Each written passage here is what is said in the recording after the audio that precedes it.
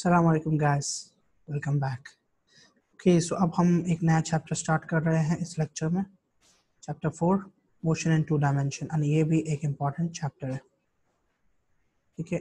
Motions in to dimensions, इसमें हम two dimensional motion की बात करेंगे, ठीक है। टू डायमेंशनल मोशन बेसिकली उस मोशन को कहते हैं जो एक्स एक्सिस में भी डिस्टेंस कवर कर रहा होता है और जिसकी मोशन वाई एक्सिस में भी हो रही होती है।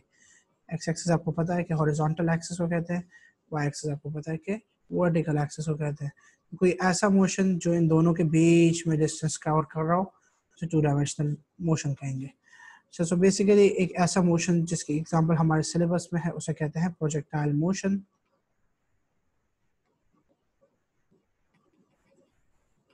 And let's get started. Okay, so basically projectile motion is a two-dimensional motion. So two-dimensional motion को हम start कैसे करते हैं? Assume कर लेते हैं कि ये हमारा horizontal ground है and इस horizontal ground पर ये एक बॉल है, ठीक है। इस बॉल को मैंने प्रोजेक्ट किया किसी एंगल पर, ठीक है। ये एक एंगल है एंड इसकी वेलोसिटी लेट्स अज्यूम कर देते हैं v है। अब वेलोसिटी है, राइट। इस और हाँ, एक और चीज़ हम अज्यूम करते हैं कि एयर रेजिस्टेंस की वैल्यू जो है ना वो 0 है। अच्छा, एयर रेजिस्टेंस की वैल्यू 0 है, मतलब अगर ये इस तरफ जाएगी राइट हैंड साइड की तरफ तो एयर रेजिस्टेंस की वजह से कोई रुकावट नहीं आएगी। लेकिन ग्रेविटेशनल फोर्स की वैल्यू अब भी कितनी है, 10 लेंगे हम। हालांकि 9.81 होती है बट एप्टीट्यूड कैलकुलेशंस को सिंप्लीफाई करने के लिए हम 10 यूज़ करेंगे। So basically whenever an object is thrown at an angle to the horizontal, उस केस में क्या होता है कि जो आपकी वेलोसिटी होती है ना वो खुद को दो कंपोनेंट्स में स्प्लिट कर लेती है। एक हॉरिजॉन्टल कंपोनेंट होता है, रेजोल्यूशन ऑफ वेक्टर्स में हमने पढ़ा था कि एक ऐसा कंपोनेंट होता है जो कि बिल्कुल एंगल के साथ होता है, right, adjacent to the angle. इसे कहते हैं हॉरिजॉन्टल कंपोनेंट। इसकी वैल्यू किसके इक्वल होती है, वी कॉस ऑफ थीटा के, राइट।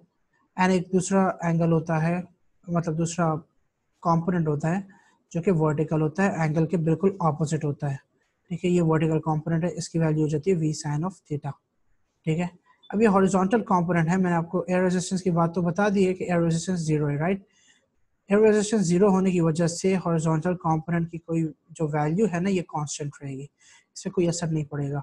अगर हॉरिजॉन्टल कंपोनेंट की वैल्यू पे कोई असर नहीं पड़ रहा, इसका ये मतलब हुआ कि ये कांस्टेंट रहेगी थ्रू आउट द मोशन। तो अब अगर ये बॉल को मैं फेंकूँ ऊपर की तरफ, ये बॉल ऊपर जाएगी, ठीक है।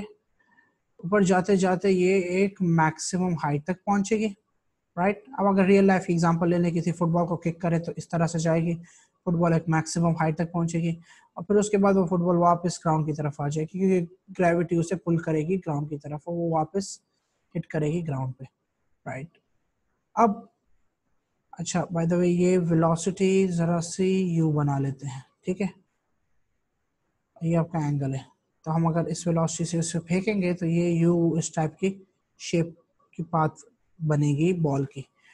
अब डिफरेंट पॉइंट्स पे अगर मैं देखूं, डिफरेंट पॉइंट्स पर वेलोसिटीज की डायरेक्शन चेंज हो रही है। वेलोसिटी इस तरफ हो गई, मैक्सिमम पॉइंट पे वेलोसिटी बिल्कुल हॉरिजॉन्टल हो जाएगी, फिर यहाँ पर वेलोसिटी फिर से नीचे की तरफ आने लग जाएगी, राइट।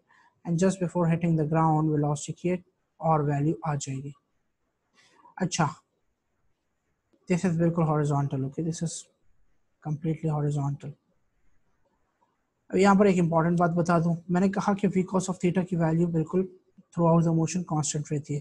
तो आप किसी भी पॉइंट पे ले लें वी कॉस ऑफ थीटा की वैल्यू, यहाँ ले लें या फिर यहाँ ले लें या फिर इस जगह पर देख लें, ये कांस्टेंट रहेगी, ठीक है। तो horizontal motion is a uniform motion. इस टाइप ऑफ मोशन जिसमें वेलोसिटी कांस्टेंट रहती है उसे क्या कहते हैं भाई, कहते हैं यूनिफॉर्म मोशन। अच्छा, ये वेलोसिटी की बात कर रहा हूँ मैं, एक्सेलरेशन की बात नहीं कर रहा। जब एक्सेलरेशन कांस्टेंट होती है उसे क्या कहते हैं, यूनिफॉर्मली एक्सेलरेटेड मोशन।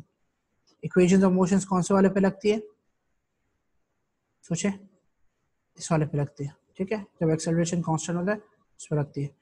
और जब वेलोसिटी कांस्टेंट रहती है उसका मतलब क्या है कि एक्सेलरेशन की वैल्यू हो गई 0, राइट, क्योंकि एक्सेलरेशन का मतलब यही है कि चेंज इन वेलोसिटी, वेलोसिटी में कोई चेंज नहीं आ रहा, एक्सेलरेशन की वैल्यू 0 हो गई। अच्छा, एक्सेलरेशन की वैल्यू अगर 0 हो गई और वेलोसिटी ये एक कांस्टेंट है तो यहाँ पर हम सिर्फ एक फॉर्मूला लगा सकते हैं, उसे कहते हैं S is equal to V T, right. Speed is equal to distance upon time वाला फॉर्मूला लगेगा हॉरिजॉन्टल मोशन में। ये वाला मोशन जो है ये है हॉरिजॉन्टल मोशन, और हॉरिजॉन्टली ये v cos ऑफ थीटा की वैल्यू कांस्टेंट रह रही है, तो यही आपकी वैल्यू ऑफ वेलोसिटी है। Whereas वर्टिकल मोशन की अगर मैं बात करूँ ना, तो वर्टिकल मोशन में आपके पास ग्रेविटेशनल फोर्स भी लग रही होगी इस बॉल पर, जो कि उस बॉल को नीचे की तरफ पुल करेगी, राइट। हर पॉइंट पे नीचे की तरफ एक ग्रेविटेशनल फोर्स लग रही होगी बॉल की अपनी, जो बॉल को वापस जमीन पर लाती है, ठीक है। अब ये ग्रेविटेशनल फोर्स क्या करेगी, अगर आप देखें तो ये ग्रेविटेशनल फोर्स की direction v sin of theta के बिल्कुल ऑपोजिट है, राइट। अगर ग्रेविटेशनल फोर्स की डायरेक्शन जब भी वेलोसिटी के ऑपोजिट होती है ना, इसका ये मतलब हुआ कि वो फोर्स वेलोसिटी को इंक्रीज नहीं बल्कि डिक्रीज कराएगी, ठीक है। वेलोसिटी को कम कराएगी, वेलोसिटी को डिसेलरेट कराएगी, ठीक है। तो mg जो है ये वर्टिकल कंपोनेंट ऑफ वेलोसिटी, जब हम ऊपर जा रहे थे तो उस वक्त वर्टिकल कंपोनेंट ऑफ वेलोसिटी ऊपर था, ऊपर की तरफ उसकी डायरेक्शन थी। आप वर्टिकल कंपोनेंट ऑफ वेलोसिटी की अगर बात करें तो ये देखें आहिस्ता आहिस्ता उसकी वैल्यू कम होती जा रही है, और ये मैक्सिमम पॉइंट पे वर्टिकल कंपोनेंट ऑफ वेलोसिटी जो होता है ना, उसकी वैल्यू 0 हो जाती है प्रोजेक्टाइल में। v sin ऑफ थीटा इसकी मैक्सिमम वैल्यू होती है जो कि इनिशियली होती है, और मैक्सिमम हाइट पर पहुंच के उसकी वैल्यू मिनिमम मतलब 0 हो जाती है। रीज़न क्योंकि ग्रेविटेशनल फोर्स उसका बिल्कुल ऑपोजिट है। फिर इसके अलावा अगर आप वापस आते हैं तो आप देख रहे हैं कि दोबारा इसके वर्टिकल कंपोनेंट की वैल्यू इंक्रीज हो रही है। रीज़न उसका ये है क्योंकि अब एक्स वेलोसिटी ने अपनी डायरेक्शन चेंज कर दी है, वो अब पैरेलल हो गई है mg के। अब अगर वेलोसिटी पैरेलल हो गई है ग्रेविटेशनल फोर्स के, तो इसका यही मतलब हुआ कि अब एक्सेलरेशन होगी, क्योंकि अब फोर्स और वेलोसिटी दोनों सेम डायरेक्शन में आ गई है। एक बात याद रखिएगा कि फोर्स ma के इक्वल होती है, राइट। m तो कांस्टेंट है, मतलब फोर्स एक्सेलरेशन के प्रोपोर्शनल है, राइट। अगर फोर्स एक्सेलरेशन के प्रोपोर्शनल है तो इसका मतलब ये हुआ कि जो फोर्स की डायरेक्शन होगी वही एक्सेलरेशन की डायरेक्शन होगी, ठीक है। तो इसलिए एक्सेलरेशन भी नीचे की तरफ एक्ट करेगी। अच्छा, mg की value through out the motion constant है। इसका मतलब क्या हुआ, इसका मतलब ये हुआ कि एक्सेलरेशन जो कि वर्टिकल डायरेक्शन में लग रहा है ना, जो कि इस वेलोसिटी को चेंज करा रहा है, इसकी वैल्यू भी कांस्टेंट है। अगर वर्टिकल मोशन में एक्सेलरेशन की वैल्यू कांस्टेंट है तो इसका क्या मतलब हुआ कि ये है एक यूनिफॉर्मली एक्सेलरेटेड मोशन, और इस पे all equations of motions are applicable, all equations of motion are applicable, ठीक है। आप कोई भी इक्वेशन ऑफ मोशन लगाएं, वर्टिकल वेलोसिटी दी हुई है, वर्टिकल वेलोसिटी से आप हाइट निकाल सकते हैं, वर्टिकल वेलोसिटी को यूज करते हुए आप टाइम निकाल सकते हैं, डिफरेंट वैल्यूज कर सकते हैं। उस सब की डेरिवेशन है हमारे सिलेबस में, वो करना ज़रूरी है, ठीक है। वो अभी करूँगा मैं थोड़ी देर में, लेकिन पहले मैं एक और बात बता दूं। वर्टिकल मोशन को आप इस तरह से भी सोच सकते हैं कि वर्टिकल मोशन जो है ना, उसका जो मोशन है it's similar to the motion of this ball. एक बॉल लें आप, ठीक है, उसे आप वर्टिकली थ्रो करें, जिस वेलोसिटी से आपने उसे थ्रो किया है ना, वो यही वेलोसिटी है v sin ऑफ थीटा। क्या होगा, वो बॉल मैक्सिमम हाइट तक पहुंचेगी, एक टाइम आएगा जब वो बॉल मैक्सिमम हाइट तक पहुंच चुकी होगी। जब वो मैक्सिमम हाइट तक पहुंचेगी उस वक्त वेलोसिटी की वैल्यू क्या हो जाएगी, 0। फिर बॉल वापस आएगी, just before hitting the ground ball दोबारा वही वेलोसिटी गेन कर लेगी जिस वेलोसिटी से उसे फेंका गया था, बट इस बार डायरेक्शन सिर्फ ऑपोजिट होगी। तो यही चीज़ यहाँ पर भी इसके वर्टिकल मोशन पे अप्लाई हो रहा है कि v sin ऑफ थीटा की वैल्यू इनिशियली मैक्सिमम थी, फिर मैक्सिमम हाइट पे जाकर 0 हो गई, और फिर उसके बाद वापस जब ग्राउंड की तरफ आ रहे हैं तो उसकी वैल्यू फिर से इंक्रीज होने लग गई। अब ये एक एग्जांपल थी यूनिफॉर्मली एक्सेलरेटेड मोशन की, ये भी एक एग्जांपल है, राइट, क्योंकि एक्सेलरेशन कांस्टेंट है, इट्स 9.81 मतलब 10। तो अब अगर मैं आपसे ये पूछूं कि इसकी मैक्सिमम हाइट निकाल के दिखाएं तो आप निकाल लेंगे। मैक्सिमम हाइट का याद है, अगर हमने इक्वेशन ऑफ मोशन जब पढ़ी थी, यहाँ पर ये वाली एग्जांपल एक फॉर्मूला पढ़ा था, v is equal to √2gh, right. इस फॉर्मूला को अगर मैं रीअरेंज कर लूँ ना, तो ये हो जाएगा v squared upon 2g is equal to height. ये एक शॉर्टकट फॉर्मूला था वैसे, बाय द वे, और ये वाला शॉर्टकट मैंने कहा था कि ये इंपॉर्टेंट है। जनरली मैं शॉर्टकट्स को एडवाइस नहीं करता, रीज़न उसका ये है कि उसे याद करने में काफ़ी टाइम निकल जाता है। अगर आपको एक चीज़ समझ में आ जाती है तो फिर आप समझी हुई चीज़ को यूज़ करें। लेकिन ये वाला शॉर्टकट मैंने याद रख लिया था क्योंकि ये बहुत ज़्यादा पास्ट पेपर्स में रिपीट हुआ था। v is equals to W2GH, h is equals to v squared upon 2g हो जाएगा।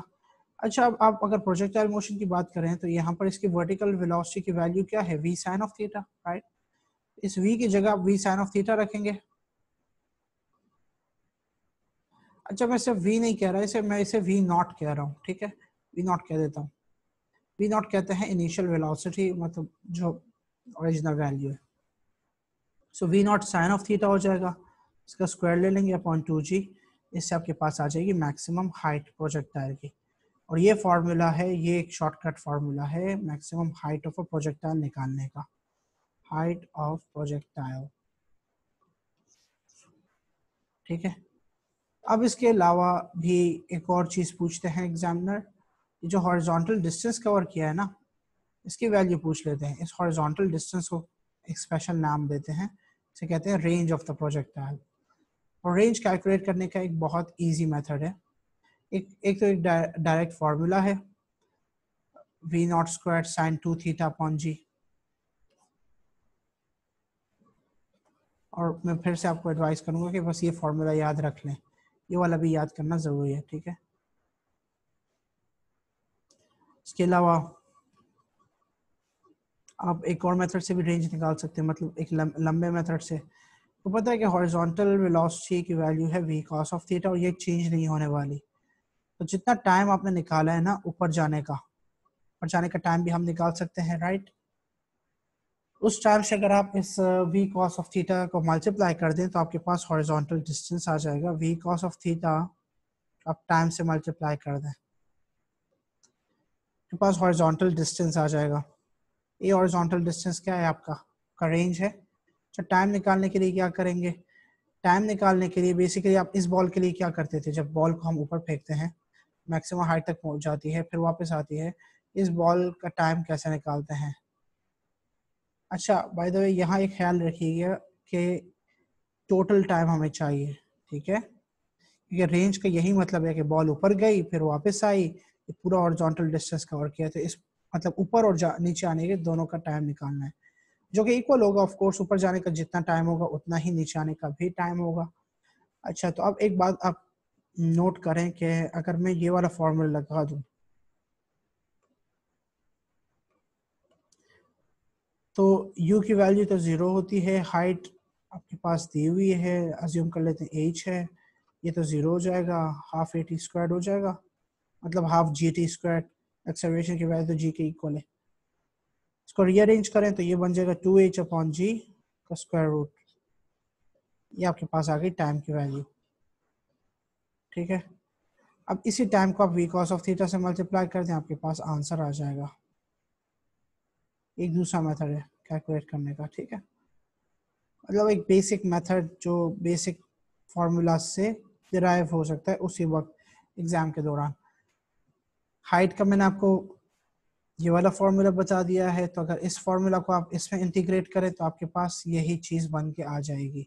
लेकिन वो डेरिवेशन की इम्पोर्टेंस है नहीं अभी इस वक्त, लेकिन मैं कर भी सकता हूँ, लेकिन अब टाइम की शॉर्टेज की वजह से यहीं पर स्टॉप कर लेते हैं। तो इसलिए बेहतर ये होगा कि रेंज के लिए आप ये वाला फार्मूला याद कर लें, ठीक है?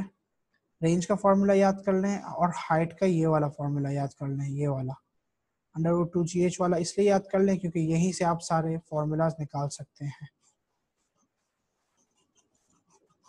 इसको आप रीअरेंज करेंगे तो आपके पास हाइट आ जाएगी। हाइट को आप फिर v की जगह v नॉट साइन थीटा डालेंगे तो आपके पास वो साइन थीटा के टर्म्स में हाइट आ जाएगी।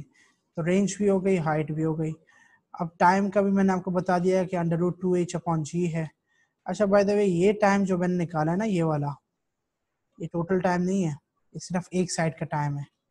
तो टोटल टाइम निकालना है ना, तो इसी वैल्यू को 2 से मल्टीप्लाई कर दें तो बस टोटल टाइम आ जाएगा, ठीक है? तो यहाँ पर भी आपको 2 से मल्टीप्लाई करना पड़ेगा हॉरिजॉन्टल रेंज निकालने के लिए, ठीक है? तो ये रेंज का फॉर्मूला इंपॉर्टेंट है, हाइट का अच्छा हाँ, अब यहाँ पर एक और वर्डिंग वाले क्वेश्चंस काफ़ी बन सकते हैं। यहाँ से आपसे ये पूछा जा सकता है कि हॉरिजॉन्टल मोशन कैसा मोशन है? यूनिफॉर्म।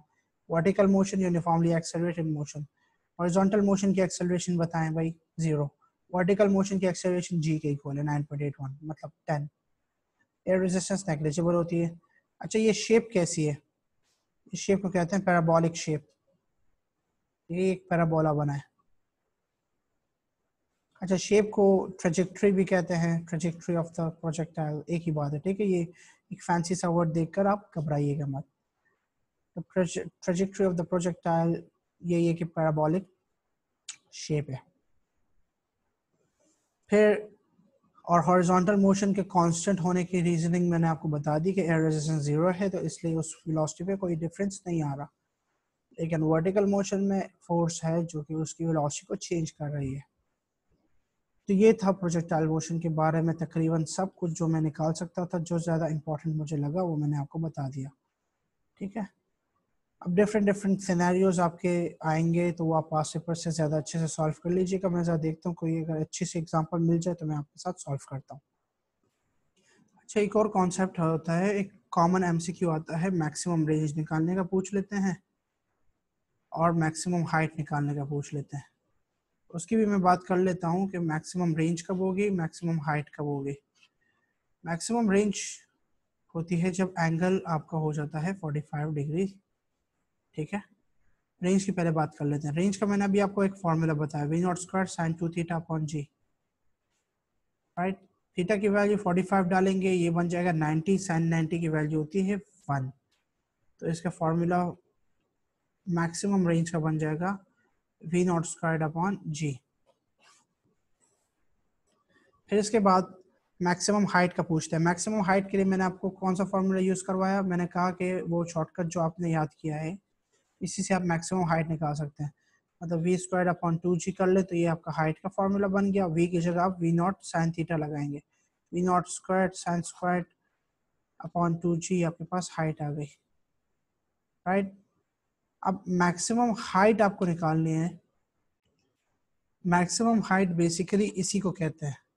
आपको जो भी थीटा की वैल्यू गिवन होगी ना उसको आप यहाँ प्लग इन करेंगे, अब उस प्रोजेक्टाइल की मैक्सिमम हाइट यहीं से निकाल लेंगे, ठीक है। इस तरह से कोई जनरल फॉर्मूला नहीं है। वरना मैक्सिमम हाइट तो तभी होगी जब बॉल सीधा ऊपर जाएगा, फिर वो मैक्सिमम हाइट होके वापस आएगा। लेकिन फिर उस केस में इसे हम प्रोजेक्टाइल मोशन नहीं कहेंगे क्योंकि ये 1 डायमेंशन हो जाएगा। तो बस मैक्सिमम हाइट वर्ड ऐसे यूज़ कर लेते हैं। आप थीटा की वही वैल्यू डालेंगे, यही फॉर्मूला यूज़ करेंगे, आपके पास मैक्सिमम हाइट हो जाएगी, ठीक है। एंड हाँ एक और इम्पॉर्टेंट बात पूछ लेते हैं कि ये बताएं कि मैक्सिमम हाइट और रेंज किस एंगल पर इक्वल हो जाएंगी, ठीक है। ये क्वेश्चन पूछ लेते हैं कि हाइट और मैक्सिमम रेंज किस एंगल पर इक्वल हो जाएंगे। सो बेसिकली आप रेंज और हाइट, बेसिकली मैक्सिमम रेंज और मैक्सिमम हाइट किस एंगल पर इक्वल हो जाएंगे। रेंज, ठीक है, जनरल रेंज पूछा है और हाइट पूछा कि किस एंगल पर इक्वल हो जाएंगे। रेंज का फॉर्मूला है V nought square sine 2 theta upon G. Height का फॉर्मूला है V nought sine square theta upon 2g। अच्छा जी से जी को कैंसिल कर दूं, कर दिया। अच्छा वी नॉट स्क्वायर से वी नॉट को कैंसिल कर दिया, बचा क्या? अच्छा ये साइन स्क्वायर थीटा है, ये साइन 2 थीटा। अब यहाँ पर एक चीज़ मैं आपको बता दूं जो नॉन मैथ स्टूडेंट्स हैं उनके लिए specially, V nought sine 2 theta is equal to sine square theta. अच्छा ये डिवाइड बाय 2 है ना, 2 को मैंने यहाँ भेज दिया। अच्छा अब यहाँ पर बेसिकली एक फॉर्मूला हम पढ़ते हैं मैथ में, ठीक है। ये है कि साइन 2 थीटा की वैल्यू जो होती है वो 2 साइन थीटा कॉस थीटा के इक्वल होती है, ठीक है। तो साइन 2 थीटा की जगह मैं 2 कॉस थीटा साइन थीटा लगा लेता हूँ। 2 cos theta sine theta is equal to sine square theta. अब इससे क्या होगा, sine theta cancel, 2 times 2 is 4, V nought तो अपनी जगह पे ही है। अच्छा ये वी नॉट अपनी जगह पर है, 4 आ गया यहाँ पर आपके पास, ये कॉस थीटा तो यहीं पर है। ये बन जाएगा sine theta upon cos theta. अच्छा बाय द वे ये वी नॉट नहीं है, ये वी स्क्वायर्ड था, ये वी स्क्वायर्ड दोनों कैंसिल आउट हो जाएंगे, सॉरी अबाउट दैट। वही मैं सोच रहा था कि ये वी नॉट क्यों आ रहा है यहाँ साथ साथ, वी नॉट को कैंसिल कर दिया, ठीक है। अब sine theta upon cos theta equals 4 बच जाएगा। साइन अपॉन कॉस जो होता है ना, इसकी वैल्यू भी होती है tan थीटा, ठीक है। अब वैल्यू इसकी tan थीटा होती है, tan थीटा इक्वल्स 4, थीटा की वैल्यू आ जाएगी tan इनवर्स ऑफ 4। अब आपको आंसर ऑप्शंस में ऐसा आंसर मिलेगा, tan इनवर्स ऑफ 4 लिखा हुआ होगा। लेकिन कभी कभार examiner he expects you to know the exact value of this. So tan inverse of 4 की वैल्यू आती है 75.96 डिग्रीज, मतलब 76 डिग्रीज।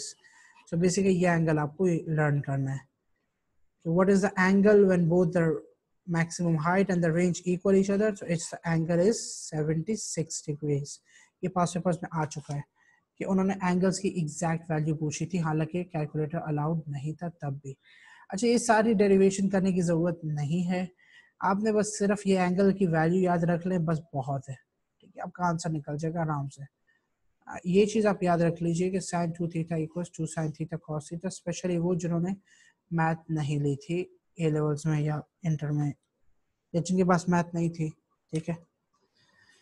एंड या बस ये एक इम्पॉर्टेंट कॉन्सेप्ट था प्रोजेक्टाइल मोशन का, और ये हो गया। अब अगली वीडियो में हम सर्कुलर मोशन की बात करेंगे। Thank you.